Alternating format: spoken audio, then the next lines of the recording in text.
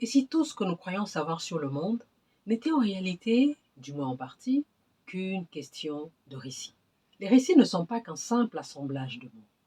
Ils façonnent nos imaginaires, influencent nos émotions et orientent même nos décisions.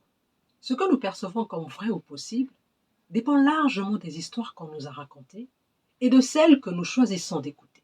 Pendant trop longtemps, l'Afrique a été racontée principalement par d'autres. Corruption, pauvreté, conflits. Autant de récits répétés qui ont fini par s'ancrer dans les esprits au point de devenir des vérités admises. Le problème est que cette vision est incomplète, car elle ne dit rien de la diversité de ces artistes, de l'audace de ces entrepreneurs, ni même de la profondeur de ces penseurs. Souvenez-vous de ce que disait l'écrivain nigérian Chinua Achebe.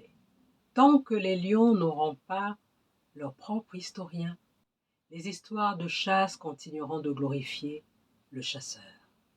Ce qu'il faut comprendre ici, c'est qu'un récit n'est jamais neutre.